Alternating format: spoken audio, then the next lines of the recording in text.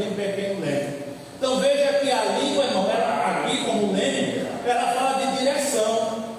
Fala de direção. Ela pode ter uma direção certa ou pode ter uma direção errada. A gente pode direcionar alguém através das nossas palavras para uma direção certa, ou podemos conduzir alguém através das nossas palavras para uma direção errada.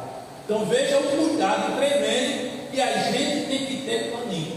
Então não é fácil. A gente tem que estar crucificado mesmo em Cristo, porque cada um aqui se conhece. E se a gente não tiver crucificado em Cristo, meu Deus do céu, o que vai ser do próximo? Vamos adiante. Versículo 5 e 6. Assim também a língua é um pequeno membro, e gloria-se de grandes coisas. Vede com grande posse um pequeno fogo incendeia. A língua também é um fogo, como um mundo de iniquidade. A língua está posta entre os nossos membros e contamina todo o corpo, e inflama o curso da natureza, e é inflamada pelo inferno. Valeu, do Espírito de Nazaré. A língua aqui como fogo, irmãos, vista como fogo. O versículo 5 diz que é um pequeno membro, é verdade, tão pequenininha, que é triste, que pode causar um incêndio da desgraça. E aqui como fogo, irmão, fala de destruição. Fogo pode ser limpeza, purificação, mas aqui a língua como fogo, ela está falando de destruição. Então a língua tem a ver com as palavras podem destruir muita coisa. É por isso que a gente tem que ter cuidado com as nossas palavras, né? Vigiar. A gente está de cabeça quente, a gente quer dizer meio mundo de coisa, mas se dissermos meio mundo de coisa, a gente vai ver o quão infeliz a gente foi na nossa fala, por tanta coisa que a gente falou, que às vezes magoou o irmão, magoou a irmã, né? Trouxe uma destruição ali. Então esse pequeno membro que está aqui dentro da nossa boca, ele, como fogo, pode causar destruição. E esse versículo 6 não é terrível.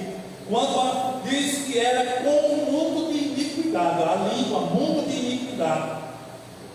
Diz que ela contamina todo o corpo, inflama o curso da natureza, e a boca quente está aqui, ó. É inflamada pelo inferno.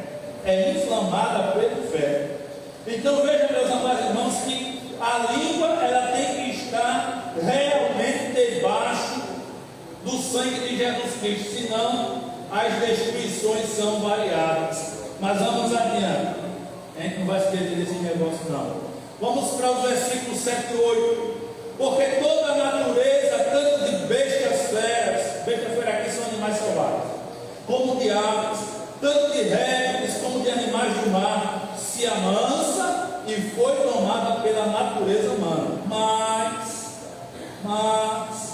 Porém, contudo, todavia, nenhum homem pode domar a língua. É um mal que não se pode refrear.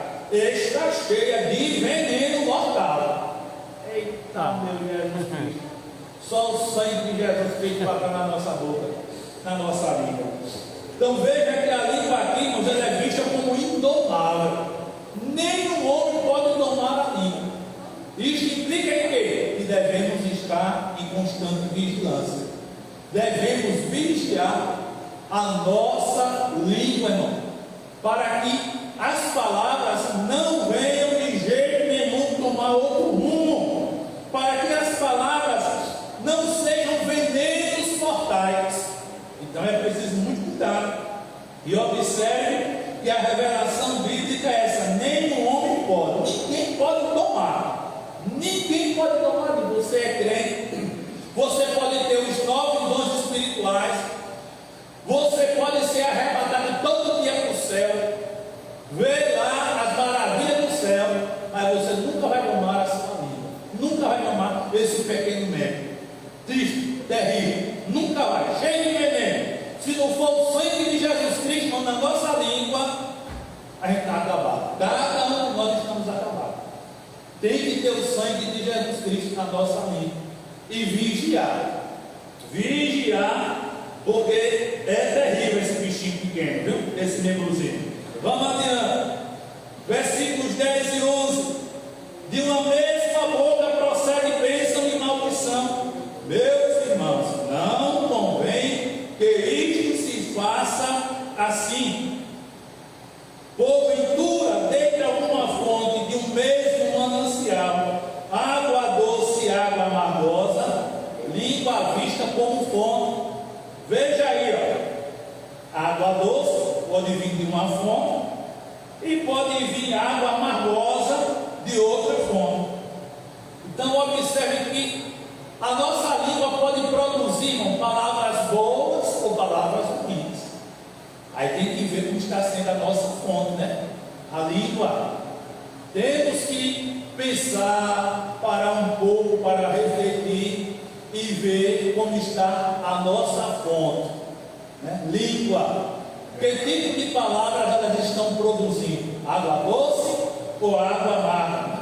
Coisa boa ou coisa ruim? Palavras boas ou palavras ruins? Então, a língua, irmão, não é brincadeira, viu? A língua não é brincadeira, de jeito nenhum. Vamos ainda para o versículo 12. Versículo 12. Meus irmãos, pode também a figueira produzir azeitonas ou a videira figos? Assim, tampouco pode uma fonte da água salgada e doce. Veja aqui que agora, no início do texto, para partear, meus irmãos, pode também a figueira produzir azeitonas ou a videira figos? Essa é a parteada. Veja que aqui tem figueira produzindo azeitona? Não. Videira produzindo figos? Não. Então a nossa língua ela produz fruto. A figueira ela tem que produzir figo. Não tem para onde. A figueira tem que produzir figo. A videira ela tem que produzir azeitona. Não tem para onde. Não pode mudar. Um pé de melancia vai dar manga? Não. Pé de melancia tem que dar melancia. Um pé de jaqueira tem que dar jaca, irmão. Não é mamão, não. Então a língua aqui é vista como fruto. Como fruto. E aqui tem que ter cuidado, irmão, com o que a gente está semeando através da nossa língua. O que é que estamos semeando através da nossa língua? Quais são as sementes pronunciadas através da nossa língua? Quais são? E a palavra do Senhor diz: aquilo que o homem semear, ele vai colher. O que ele semeia, se a gente está semeando através de palavras, coisa ruim, não tem para onde. Não tem para onde. A gente vai colher coisa ruim, porque a gente está semeando. Semeando. E aqui, irmão, está vindo à minha mente uma palavra para nós casais. A gente nunca pode oferecer o nosso cônjuge para outro. Tem cônjuge que diz: poxa, casa com fulano, casado com uma pessoa. Lá você não quer que eu conheça pessoas que chegaram a oferecer com as suas palavras. Poxa, vá-se embora com fulano, vá casar com Beltrano, vá casar com Ciclano, vá casar não sei com quem. Você não casou com essa pessoa, e por que agora você fica oferecendo o seu cônjuge para os outros? Aí depois fica dando de coitadinho, né? O cara fica dando de coitadinho. Eita, a minha mulher foi embora da casa. Por que foi? Bota o tempo para funcionar. Será que você não estava oferecendo ele para as mulheres? Fica com fulana. Por que você não casou com fulana? Vá-se embora, vá lá. Você fica oferecendo a sua mulher para os outros e vice-versa, é lógico. Aí de repente, deixa, e de quem foi a culpa? Cuidado com o que a gente está semeando, irmãos. Isso aqui é sério, não é brincadeira. A língua é um negócio sério, todo mundo sabe disso aqui. E a gente tem que ter cuidado, somos casados, somos. Agora vamos ter cuidado, para não ficar oferecendo o nosso cônjuge para outros. Vá-se embora, vá-se embora morar com ele, vá-se embora morar com ela.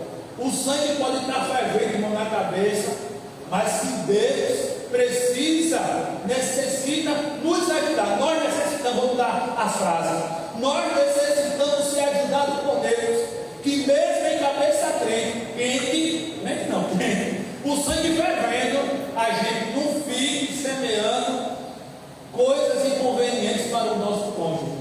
Eu conheço casos, repito, não é história de carochinha, eu conheço casos de cônjuge que está dizendo: está casado, porque tu casou com ele, porque tu casou com ela, vá-se embora com ele, vá-se embora com ela. Não estava semeando. No final das contas, o companheiro, a companheira arrumou a mala e foi-se embora. Porque, o fruto produzido pela nossa língua foi um fruto ruim e a colheita foi ruim. Então a língua, irmão, tem que ter muito cuidado. O salmista disse: põe uma guarda. Vamos ler o texto que é melhor, né? Vamos, Salmo 141. Eu acredito que eu não errei na referência. Salmo 141, verso 3.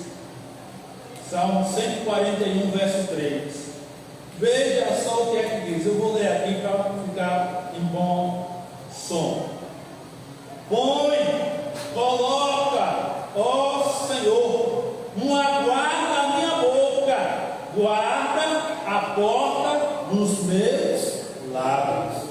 Veja que oração o salmista fez. Coloca, Senhor, coloca uma guarda aqui na porta dos meus lábios. Irmãos, a doutrina da língua, como nós vimos aqui, é vista em Tiago 3, não estava aqui no Salmo não, mas o salmista, inspirado pelo Espírito de Deus, já fez esta oração antes de vir a carta que Tiago escreveu. Põe uma guarda à porta da minha boca, guarda a porta dos teus lábios. A gente precisa fazer esta oração constantemente, irmãos, para Deus colocar uma guarda na porta dos teus lábios, na porta dos nossos lábios, para que a guarda não saia e aí seja destravado a prisão, a língua saia, e aí ela atue, como está visto aqui em Tiago capítulo 3. Então é preciso a gente ficar orando constantemente para Deus guardar a porta da nossa boca, para Deus colocar uma guarda na nossa boca, para que a nossa língua não produza, não seja vista negativamente, como está aqui no capítulo 3 de Tiago. E só Deus é que pode nos socorrer. Só Deus é que pode nos socorrer. E aqui em Tiago, irmãos, capítulo 1, versículo 19, ainda tem uma recomendação para a gente. Tem lá, que já vimos em Salmo 141, 3, e ainda tem Tiago 1, 19, que eu via os meus pastores falando isso aqui, lendo esse texto, ensinando para mim, que a igreja foi congregada. Sabeis isto, meus amados irmãos, mas todo homem aqui está no sentido generalizado, viu? Não é só para o sexo masculino, não, para você também que é fêmea.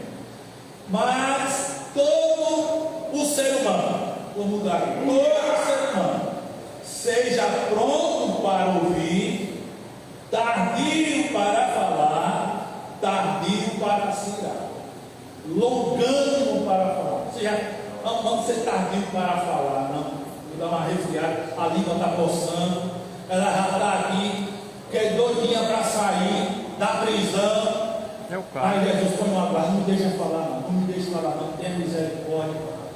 Não, repito, todos nós nos conhecemos. Todos nós nos conhecemos. E é preciso a gente ter cuidado.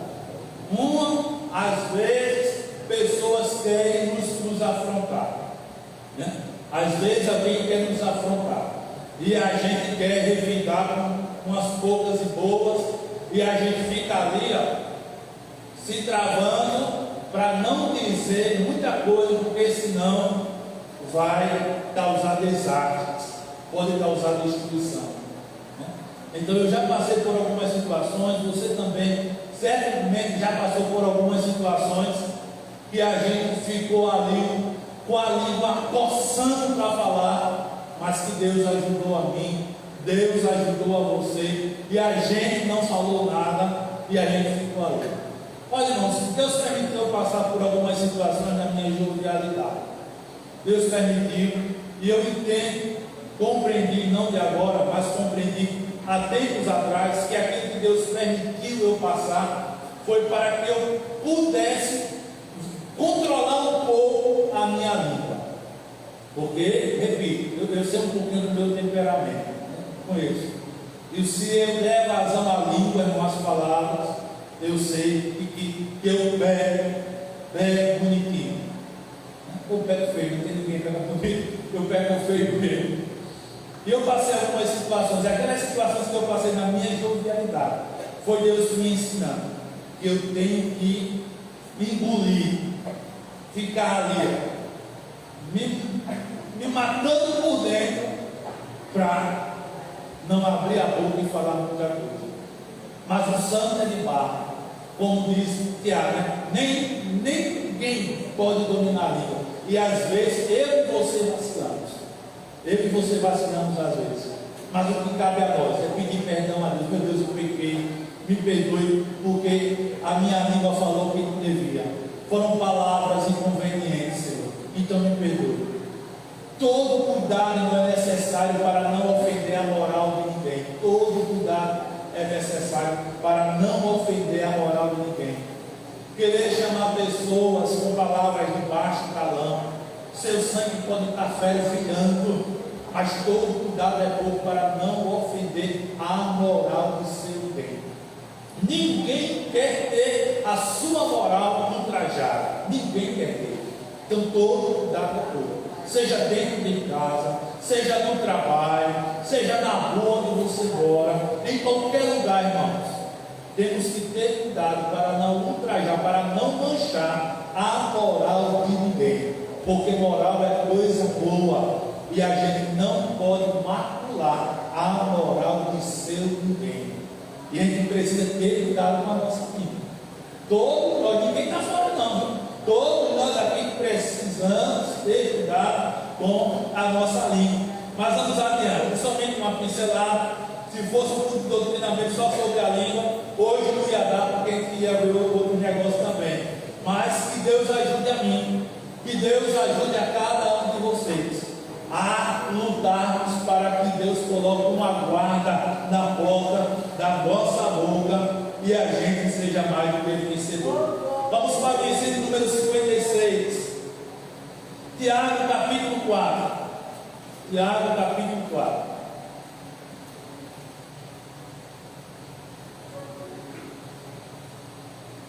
Me permita ler, mas daqui a pouco eu peço ajuda aos universitários. Eu vou ler porque são 3 versículos e aí dá para todo mundo ouvir melhor. Né? Tiago 4, 13 a 15. Eia! Agora vós que dizeis, hoje ou amanhã iremos a tal cidade, e lá passaremos o ano, e contrataremos e ganharemos. Digo-vos que não sabeis o que acontecerá amanhã, porque que é a vossa vida? É um vapor que aparece por um pouco e depois se desvanece. Em lugar do que devias dizer, se o Senhor quiser, e se vivermos, faremos isto ou aquilo. Qual foi o ensino que nos foi dado, irmãos? Que a gente deveria usar essa expressão, se Deus quiser. Eu me lembro como hoje, que eu recebi este ensino na minha igreja mãe lá em Viçosa. Eu me lembro como hoje, que eu recebi este ensino lá na minha igreja mãe. Recebi lá. Eu ouvi o pastor dar este ensino, se o Senhor quiser. A gente vai fazer isso. E eu, irmãos, fiquei um bom tempo dizendo isso, se o Senhor quiser, se Deus permitir, se o Senhor quiser, Deus permitir. Mas depois, quando eu vim reler esse texto novamente, eu comecei a captar, perceber que eu estava esquecendo de dizer, se o Senhor quiser, se o Senhor permitir. Eu comecei a está faltando. Li, eu disse, realmente, dificilmente agora eu estou dizendo, se o Senhor quiser, se o Senhor permitir. Eu disse, não, eu tenho que voltar a dizer isto. Eu tenho que voltar a dizer, se o Senhor quiser, eu vou aí. Se o Senhor permitir, eu vou construir essa casa, eu vou adquirir esse carrão, se o Senhor quiser, se o Senhor permitir. E a gente tem esquecido disso aí, irmão. A gente tem esquecido desta doutrina bíblica. Se o Senhor quiser, se o Senhor permitir. Aí eu coloquei aqui, que esta expressão, se Deus quiser, envolve a nossa limitação. Nós somos limitados, irmãos. Nós somos temporais, nós não somos eternos. Eterno é Deus. Nós temos um tempo aqui na terra. A gente não sabe quando até quando vamos viver aqui na terra. Isso é verdade. Dia desse eu estava conversando com Deus, em pé mesmo, aqui atrás no quintal, conversando com Deus. Eu disse: meu Deus, olha, assim e assado, ô Deus, permite sair. É verdade, eu não sei quanto tempo eu vou viver na terra. Estou com 50 anos de idade hoje, meio século, mas eu não sei se eu tenho mais 5 anos de vida, eu não sei se tenho mais 10 anos de vida, eu não sei se tenho 15 anos de vida, não sei quanto tempo de vida eu tenho aqui na terra. Então, eu queria te pedir isso aqui, Senhor, é isso aqui e tal. E fui pontuando para Jesus que a conversa com Jesus, né? Eu não posso dizer o que isso foi. E eu peguei e disse: Jesus, assim, porque eu não sei. Eu fiquei olhando. Hoje mesmo eu olhei, minha sobrinha está completando um ano, Silvia, e eu procurei hoje uma foto minha com ela, mas é tanta foto que eu tenho que eu não achei de jeito nenhum. Parava para fazer uma coisa, meditar um pouquinho, parava, ia procurar, e não achei tanta foto que tem no meu celular, e eu negócio para lá. E eu só sei que mandei só parabéns para o grupo da família, mas observe só, hoje eu vi a foto do meu pai. Hoje eu vi a foto do meu pai. Meu pai não está mais entre nós aqui. O papai já faz 23 anos que faleceu. 23 anos. Ele tinha, se não me falha a memória, 74 para 76 anos de idade, papai tinha. 23 anos que meu velho partiu para a eternidade. Graças a Deus que aceitou Jesus no leito. Foi um mês de vida só que ele tinha. Adoeceu. Liguei para ele, não pude ir para a abençoada no dia dos pais. E disse: ai meu velho, eu não posso estar com o senhor hoje, que eu não estou com condições financeiras. Ele já estava doentinho, no começo da doença. Mas eu quero dizer para o senhor que eu te amo. Tá bom, senhor, não se preocupe não, meu filho, tá? E dei uma palavrinha para ele lá, e liguei o telefone e pronto. Depois o caso acabou, ele foi para Maceió. Foi um mês. E no leito do hospital, graças a Deus que ele aceitou Jesus como Salvador. E no dia que ele morreu, um dia antes daqueles aviões que destruíram as Torres Gêmeas lá nos Estados Unidos, foi um dia antes, quando a gente estava levando o papai para ser sepultado, já no cemitério, quando a gente desce, chega na casa, estava lá um acidente terrível que aconteceu lá nos Estados Unidos. Com 23 anos que meu velho morreu, e hoje eu vi a foto dele, de vez por outra eu vejo a foto do meu pai, eu vejo a foto da minha mãe, e eu digo: pai, papai podia estar vivo hoje, com tantos anos de idade, eu ainda vejo meu pai, e tal, não sei o quê, mas a nossa vida é transitória, irmãos. Então, se Deus quiser, se Deus permitir, eu vou, eu consigo, eu vou fazer. Nós somos limitados, irmãos.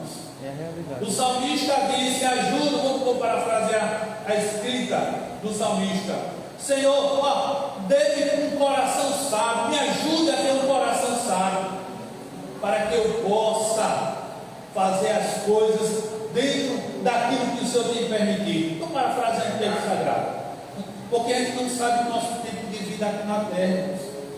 Aí tem gente que diz: eu vou construir essa casa, eu vou construir esse negócio aqui, ou eu vou comprar isso, eu vou comprar aquilo outro, mas se esquece a sua limitação. Se o Senhor quiser, se o Senhor permitir, você vai conseguir tudo. Vamos conseguir tudo, porque a gente não sabe o nosso tempo de vida aqui na terra. A minha oração é que Deus aumente que Deus dê longevidade, não somente a mim e aos meus, mas dê longevidade a cada crente também. Que Deus dê longevidade aos irmãos, para viver muitos anos com saúde, com vigor. Mas é se Deus quiser, é se Deus permitir que você vai fazer isso, ou você vai fazer aquilo outro. Esta expressão, se Deus quiser, irmão, envolve também esperança na resposta do Senhor. A gente, Provérbios 16, diz que o homem, ele projeta, ele faz planos, mas a resposta certa vem de quem? Vem do Senhor.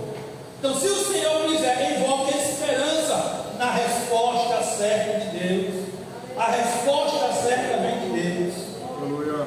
No dia em que meu sobrinho faleceu, eu fui a Viçosa, né, e cheguei lá e vi a esposa dele arrasada.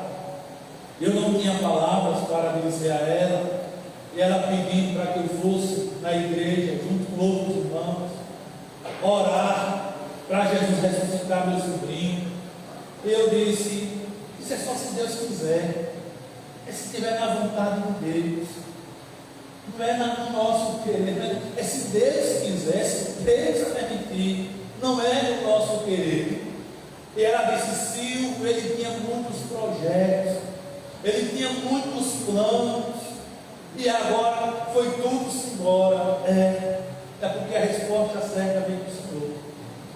A nossa esperança, irmão, está em ver a resposta certa, concreta vindo do Senhor. A gente pode projetar mil coisas, mas é se Deus quiser, é se Deus permitir. Aleluia. É se Ele dizer bem assim: você está projetando e eu estou assinando aqui, ó, vai ser concretizado. Vai ser concretizado.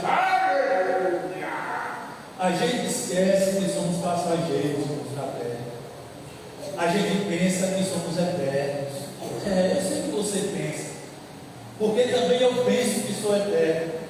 Às vezes eu olho assim e fico pensando e parece que eu sou eterno, parece que não vou morrer. Mas quando menos espera, aí vem uma lembrança na minha mente: eu sou passageiro, eu não sou duradouro, eu não sou eterno, eu tenho um tempo de vida aqui na terra. E a gente vai começando a pensar e a refletir, e a gente vê que Deus é aquele que pode assinar os nossos projetos para concretizar, e pode não assinar os nossos projetos. Verdade. Se Ele não assina, é porque não serão realizados, eles não serão concretizados. E que a gente entenda, a gente precisa entender isso aí. A expressão "se Deus quiser", irmãos, envolve também que o controle de tudo está nas mãos de Jeová. O controle de tudo está nas mãos de Jeová. Eu faço questão de ler esse texto. É um texto longuinho, mas eu faço questão de ler esse texto que está em Daniel. Daniel capítulo 2. Daniel capítulo 2. Versículo 20. É quando Daniel recebe a revelação daquele sonho que o rei teve e que ninguém soube interpretar, e Deus deu a revelação a Daniel. Daniel 2:20 diz assim: falou Daniel e disse: seja bendito o nome de Jeová para todo sempre, porque dele é a sabedoria e a força. Ele muda os tempos e as horas. Ele remove os reis e estabelece os reis. Ele dá sabedoria aos sábios e ciência aos inteligentes. Ele revela o profundo e o escondido, e conhece o que está em trevas, e com ele mora a luz. O profeta estava dizendo que Deus está no controle de tudo. Se Deus quiser, se Deus permitir, é porque tudo está no controle de Jeová. Ele muda o tempo, ele muda a hora, ele remove reis, ele estabelece reis, ele dá sabedoria a sábios, dá ciência a entendido, revela o profundo, revela o escondido, conhece o que está em trevas, com ele mora a luz. Então ele está no controle de tudo, irmãos, se o Senhor quiser. E aí, Senhor quiser, se o Senhor permitir. E aí tu vai vir aqui, se o Senhor quiser, se o Senhor permitir, eu estarei aí. A gente faz agenda, irmão, mas é se Deus permitir, é se Deus quiser. O apóstolo Paulo, ele queria visitar os crentes em Tessalônica uma e outra vez. Projeto dele, era o plano dele. Mas Deus disse: eu não vou assinar isso aí não. Você quer, viu, Paulo? Mas eu não vou assinar não, você não vai não. Tudo está no controle de Deus. Amém. Você pode projetar, ir para aqui, ir para lá. Você pode projetar, querer fazer isso, querer fazer aquilo outro. Mas é só se Deus quiser. É só se Deus permitir. E a gente precisa, irmão, compreender isso aí. Ou talvez a gente precisa aceitar esta verdade. Se o Senhor quiser, se o Senhor permitir. Eu queria ir para a missão quando eu era jovenzinho. Eu tinha uma vontade de ir para a Argentina. Eu gosto da língua espanhola, né? Eu gosto de ouvir o espanhol, gosto de ouvir. Quando um dia, em uma convenção em Maceió, teve um pastor da Argentina falando, e eu lá na nave da igreja, era um jovenzinho, devia ter meus 18 anos, eu acho 19, e eu estava lá na nave da igreja, e aquele pastor falando, algumas coisas que ele falava eu entendia, porque se não me foge a memória, 90% da língua espanhola é entendida pela língua portuguesa, e eu entendi alguma coisa, e ele chegou a dizer: meus irmãos, pastor Neto, na época do pastor Neto, olha, nós estamos precisando de missionários lá, de pessoas para trabalhar. Pastor, se aqui tiver alguém que tenha o desejo missionário de ir para a Argentina trabalhar, me procure, e a gente vê uma maneira de levar para nos ajudar. Eu tinha para a Argentina.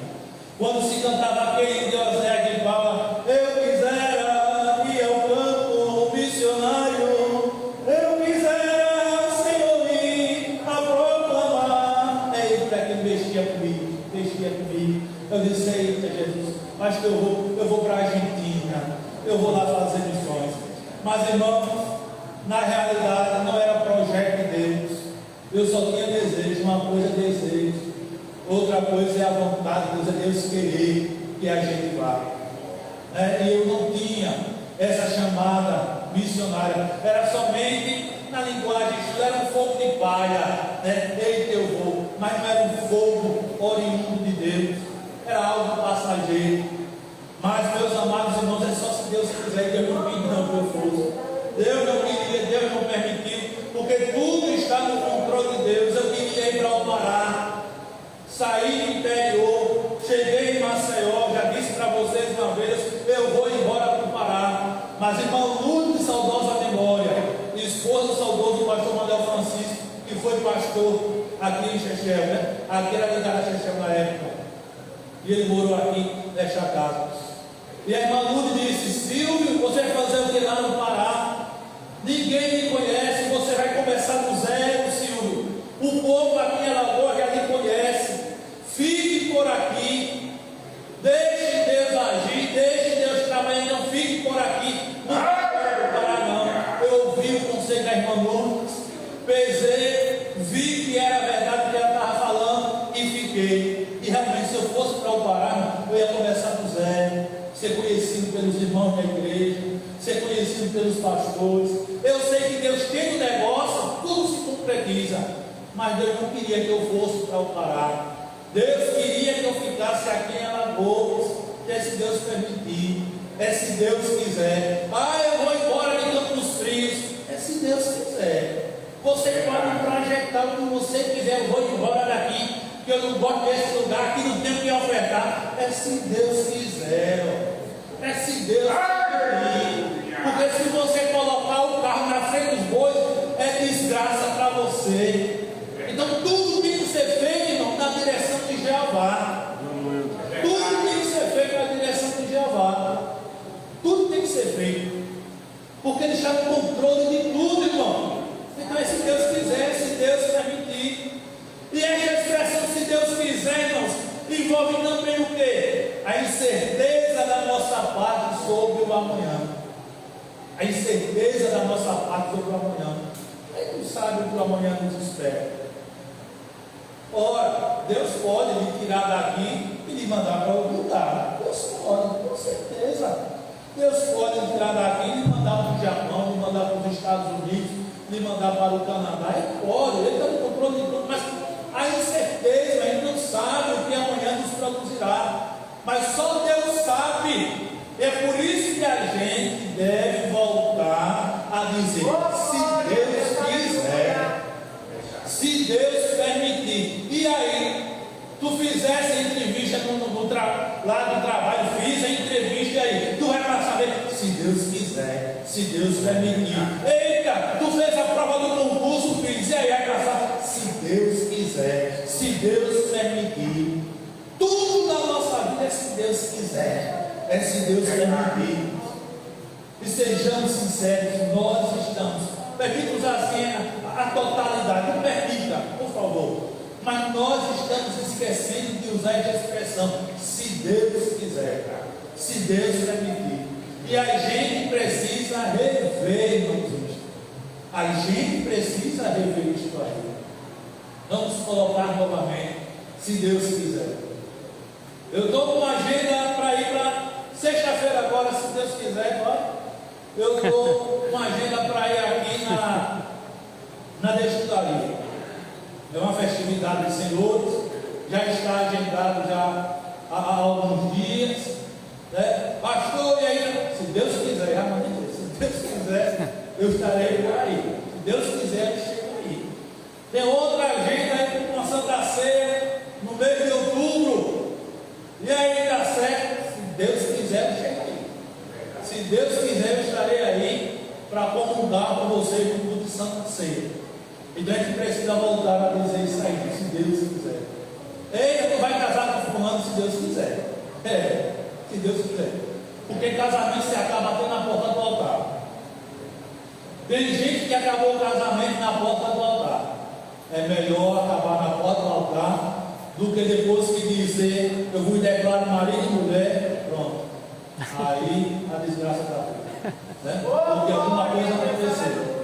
Então é melhor acabar lá na porta, porque depois que disser aqui, vos declaro marido e mulher, em conformidade com a lei do nosso país, pronto, aí ó. Tem vídeos aí na internet rolando, de pessoas que casaram, descobriram que o cônjuge não era homem com H. Não era homem com H. Tomou mais dose, pronto. Aí se mantelou todo e se revelou.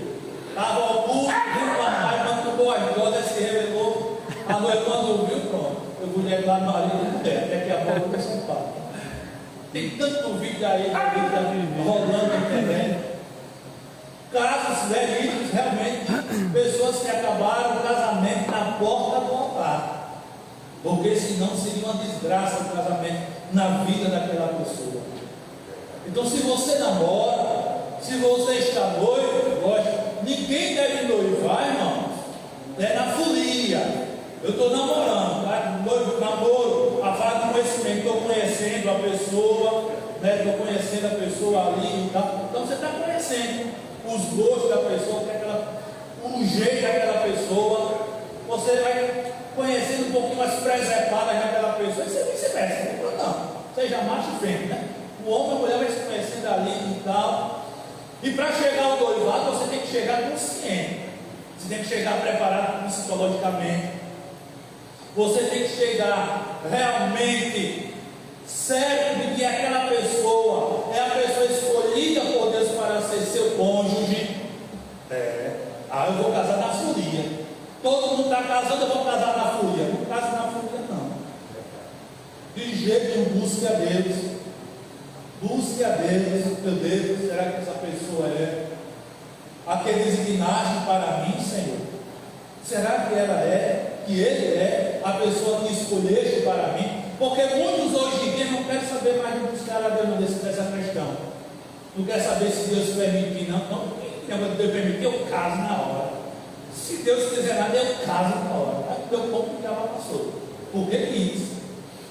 Então está namorando, vai casar, se Deus quiser. Minha intenção é de casar com fulano ou com fulano. Mas se Deus quiser, eu boto a aliança da direita para a esquerdinha ali e ali já era. É se Deus quiser, é se Deus permitir. A gente precisa, irmão, doutrinar os nossos jovens, os solteiros da igreja. E não é só solteiro, não. É viúva também. Busque a Deus. Você está viúvo? Está viúva? Busque a Deus. Meu Deus, eu preciso casar. Porque, irmãos, graças a Deus, a esposa está viva, eu estou vivo. Mas quando eu fico imaginando algumas pessoas que perdem o seu cônjuge e vê o mundo desmoronar, vivendo com aquela pessoa, vivendo com ela sei quantos anos, e quando menos espera a morte vem e ceifa a vida, irmãos, a gente tem que pensar seriamente. É um barco, irmãos, é um choque, é um desmoronar de castelo, vivendo 10 anos, 15 anos, 20, 25, 30, 40, 50, de repente parte o cônjuge, é um barco, irmãos. Será uma nova realidade de vida, será uma nova vida sem o cônjuge ali presente. Isso se chama empatia, é se colocar no lugar do outro, é se colocar no lugar do outro. E era o que eu fazia quando eu era casado, era solteiro. Eu chegava a me colocar no lugar de alguém. Olha, fulano, pense como aquele casamento é só glória. Será que é só glória? Nem todo casamento é só glória. Não existe casamento só glória, não. De jeito nenhum. Tire essa história de carochinha. Tire esse sonho da cabeça. Tire esse sonho. Não tem casamento 100% perfeito, não. Todo casamento é imperfeito, porque é constituído de pessoas imperfeitas. Então não pense que vai ser um mar de rosa, não. E eu me colocar no lugar da pessoa. Faleceu alguém e eu me colocando no lugar da pessoa. Meu Deus, misericórdia. Ixi, que negócio que é aí? Aí agora a pessoa está viúva, a pessoa está viúva, acostumado com um companheiro ou uma companheira do seu lado. É. A pessoa 30 anos, 40, 50, acostumado com a costeirinha ali, acostumado com a costeira. Costeira não é só a mulher, não, que eu quero dizer. Isso aí, vamos com a mulher. Comparei, eu aparei ali do lado. E de repente, se vê agora sem a pareia ou pareia ali do lado. Acostumado com uma vida a dois. E agora, viúva ou viúva, mas quer casar? No momento não. Todo mundo está certo. Mas lá na frente, o amor vai bater na porta. Que o amor não morre, o amor é eterno. O amor vai bater na porta. Mas não existe o que eu vou dizer aqui, é só para figurar, pelo amor de Deus. Aí de repente vem o cupido, com a asinha dele, o cupido, com o marquinho na frente. Aí o viúvo fica virado para o siri. A viúva fica esperta. Chega a abrir os olhinhos quando vê a pessoa. Agora tem que orar. Quem é viúvo ou viúva tem que orar para saber se Deus está no negócio. Olha, irmão, uma pessoa casada que perdeu o cônjuge é uma pessoa experiente. Agora, querer dar uma de imatura, sem orar, sem buscar a Deus, sem pesquisar a vida da pessoa com quem pretende casar, qual é a vida, como é a vida dessa pessoa, essa pessoa é crente de verdade, essa pessoa serve a Deus verdadeiramente, e vai buscando informações, e buscando a Deus, já vai, é esta pessoa mesmo, é esta pessoa, porque o novo matrimônio poderá, se o primeiro foi uma bênção, se não vigiar, o segundo pode não ser uma bênção. E se o primeiro não foi bênção, se não vigiar, o segundo pode ser do mesmo jeito que o primeiro, sem ser bênção.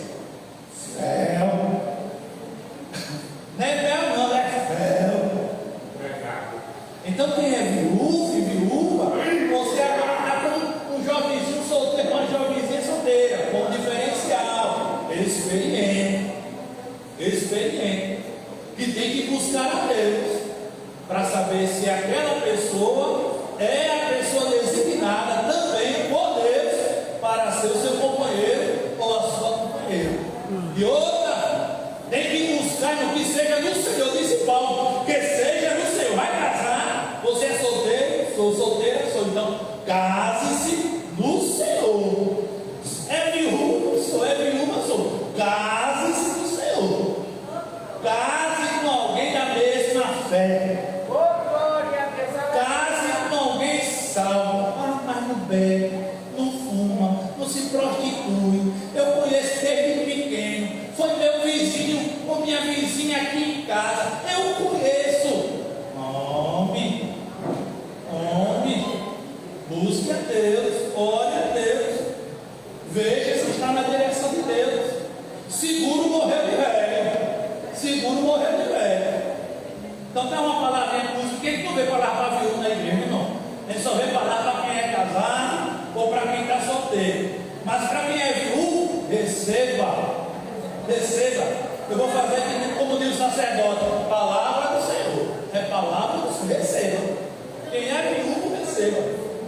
Certo? Para que possa ter uma vida conjugal abençoada pelo Senhor. Vamos adiante, irmãos. Outro ensino que nos foi dado, de número 57.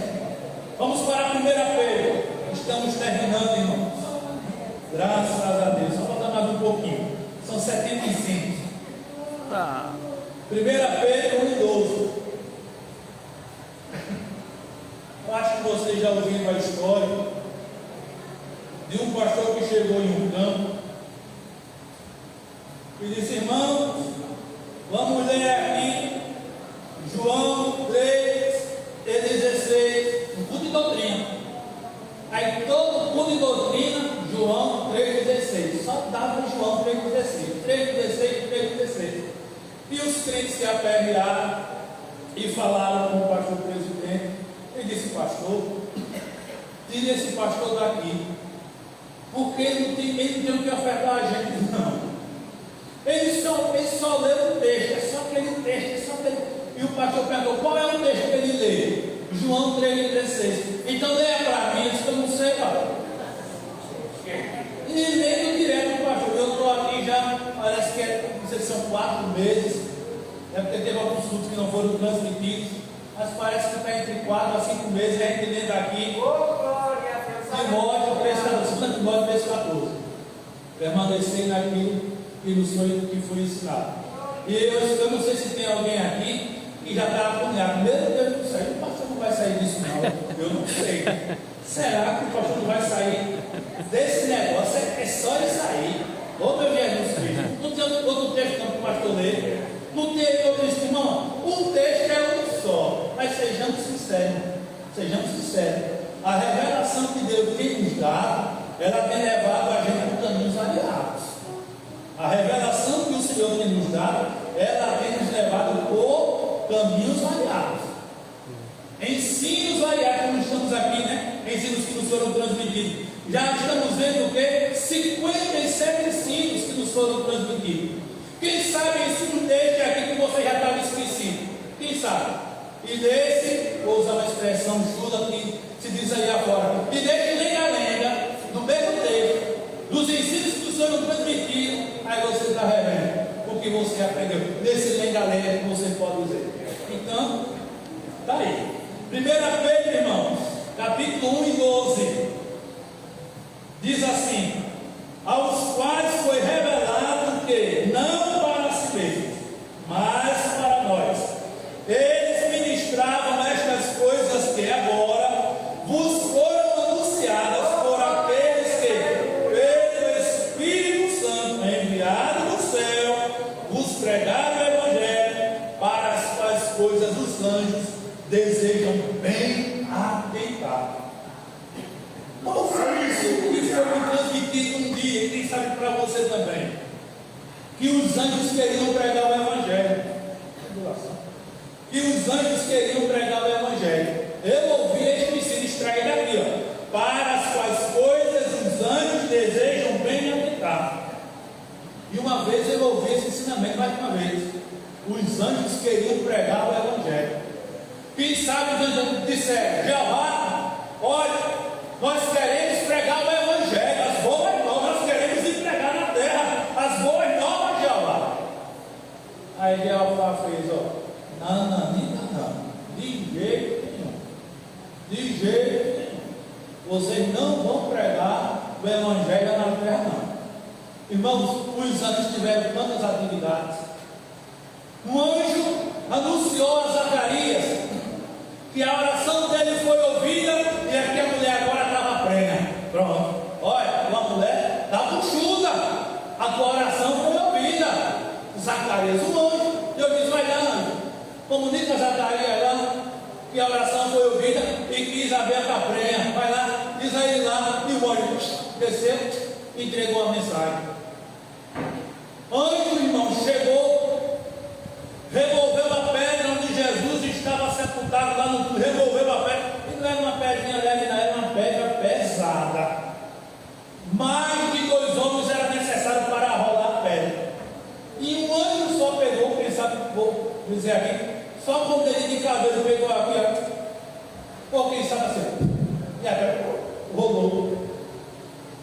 Um anjo fez isso aí. Anjo anunciou às mulheres que foram ao sepulcro.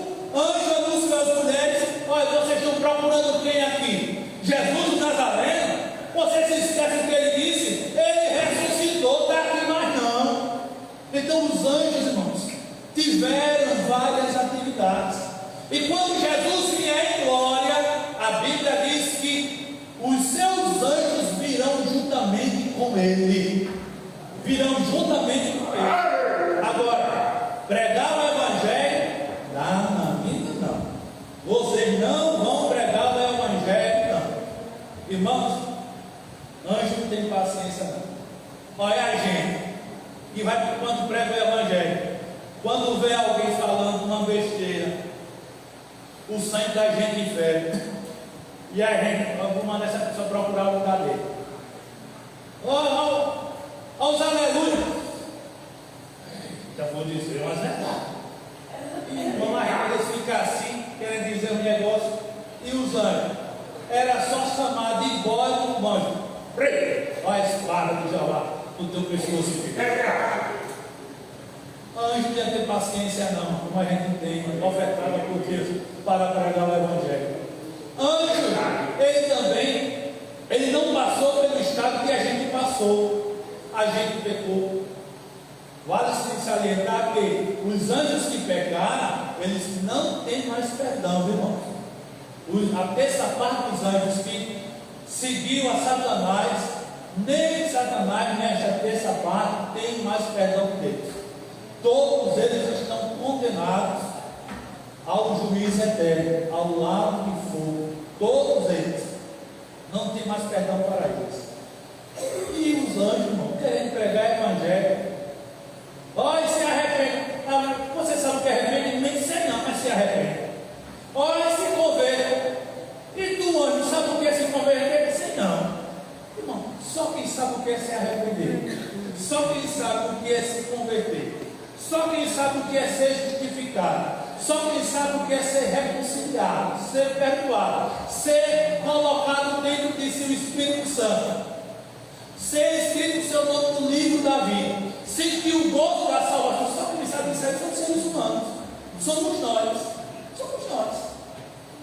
Então os anjos queriam pregar o Evangelho, mas Jeová disse não. De jeito nenhum. Quem vai pregar o Evangelho serão os próprios seres humanos, que vão experimentar o meu poder transformador, purificador, justificador, santificador, libertador, e são eles que vão pregar o meu Evangelho para os outros também virem.